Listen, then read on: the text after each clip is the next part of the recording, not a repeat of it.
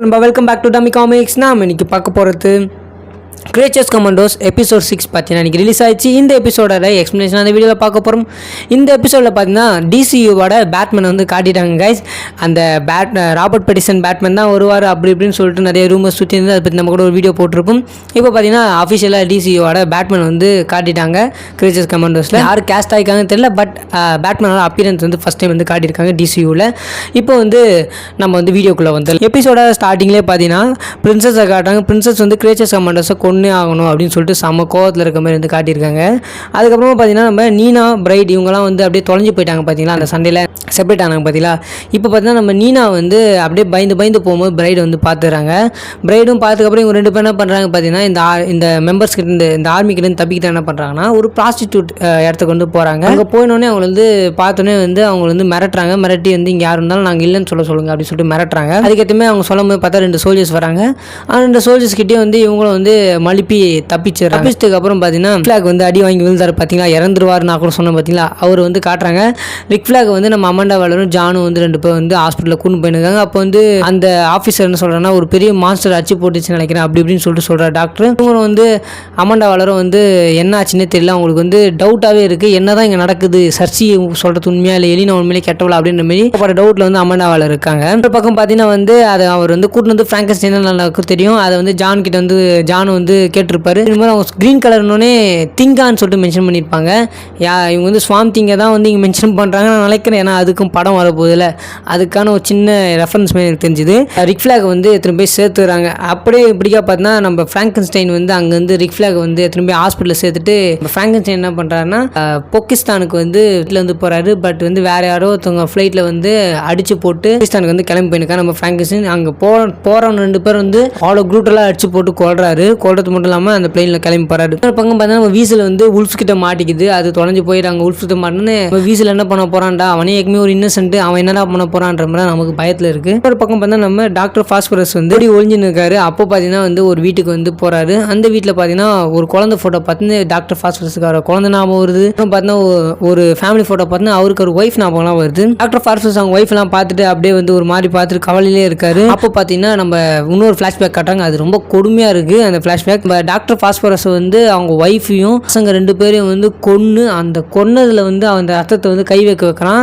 நம்ம ரூபர்ட் தோம் இவர் வந்து நம்ம பேட்மேனான வில்லன் காத்தம் சிட்டில ஒரு மிகப்பெரிய ஒரு கிரைம் லார்டு அதில் வந்து காட்டியிருந்தாங்க. அவர் என்ன பண்றாரு பார்த்தீங்கன்னா அவர் தான் கொன்னாரு அப்படின்ற மாதிரி வந்து காட்டுறாங்க. இது வந்து டாக்டர் பாஸ்பரஸ் ரொம்ப அழுகுறாரு. அது மட்டும் இல்லாமல் என்ன ஏன்டா அப்படி பண்றீங்கன்ற மாதிரி ரொம்ப கதறாங்க. அது மட்டும் இல்லாமல் அவர் வந்து எங்கேயோ கூட்டின்னு போறாங்க. கூட்டின்னு போகும்போது அதுல இருந்து எஸ்கேப் ஆகணும்னு சொல்லிட்டு எஸ்கேப் ஆக கையும் காலை உடஞ்சு போயிடுது நம்ம டாக்டர் பாஸ்பரஸுக்கு. அந்த ஃபிளாஷ்பேக் கட் ஆகுது. வீட்டில் போய் ஒழிஞ்சாரு பார்த்தீங்கன்னா அந்த வீட்டிலேருந்து ஒரு குழந்தை வருது. அதை பார்த்தோன்னே அப்படியே அங்கேருந்து கட் ஆகுது. அந்த குழந்தை பசிக்குது. இந்த பக்கம் பார்த்தீங்கன்னா நம்ம வீசல் வந்து அந்த நாயின் கூட விளாட ஆரம்பிச்சிடறான். விளாடுறது மனுஷன் மாதிரி வந்து அந்த நாய் கூட வந்து செம்மையாக விளாட ஆரம்பிச்சிடும். அந்த ஓனையும் கூட வீசல் அந்த ஓனையும் கூட செம்ம ஃப்ரெண்டாகவே ஆயிடுறான். இன்னொரு பக்கம் பார்த்தீங்கன்னா நம்ம நீனாவும் பிரைடும் வந்து அங்கே வந்து அந்த ப்ராஸ்டியூட் இடத்துல இருந்தாங்க பார்த்தீங்களா. அங்கே பார்த்தீங்கன்னா அவங்க கூட அந்த அங்கே பாஸுக்கு வந்து ஒரு சின்ன வாய் தகர போகுது. அப்போ பார்த்தீங்கன்னா திருப்பி யாரொருத்தவங்க கதை தட்டுறாங்க.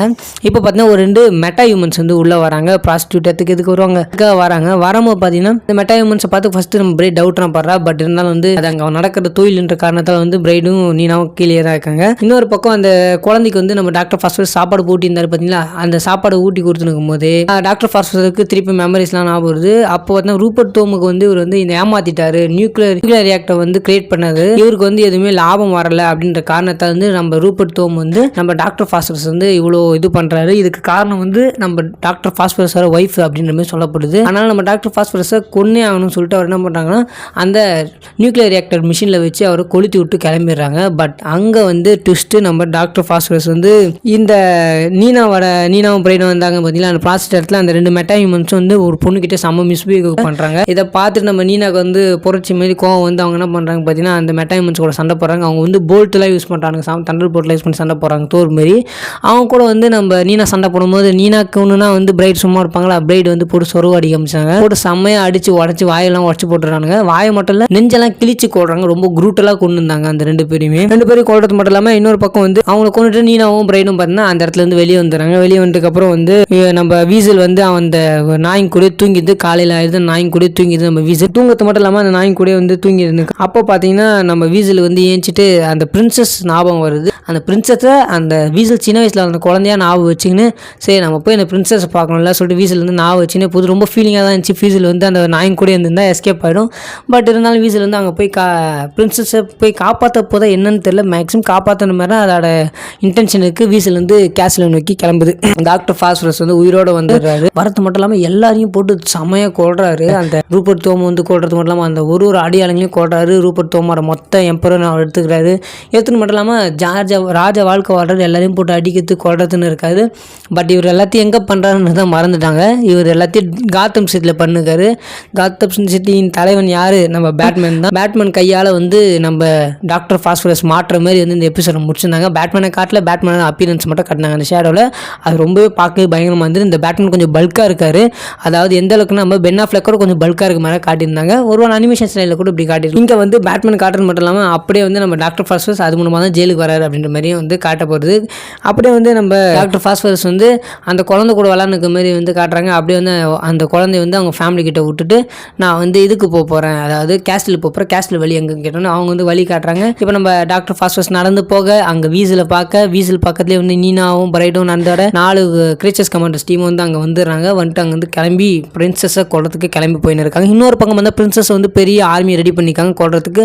இன்னொரு பக்கம் அமாண்டா வாலர் வந்து ரிக் ஃபிளாகோட வாயை பார்த்துருக்காங்க. என்னதான் சொல்ல போகிறான் அப்படின்னு சொல்லிட்டு பார்த்துருக்காங்க. இன்னொரு பக்கம் வந்து நம்ம ஃப்ராங்கன்ஸ்டைன் வந்து பாகிஸ்தானுக்கு வந்துட்டார். இவர் என்ன கொலை போகிறாருன்றத எபிசோட் 7 ஃபினாலில் தான் பார்க்க முடியும். எபிசோட் 7 1 hour இருக்கும்னு சொல்கிறாங்க. அதை பற்றி எப்படி நம்ம வந்து வந்தால் தான் தெரியும். ஓகே, இந்த வீடியோ பிடிச்சா மறக்காம லைக் ஷேர் கமெண்ட் பண்ணுங்க. Tata bye, see you.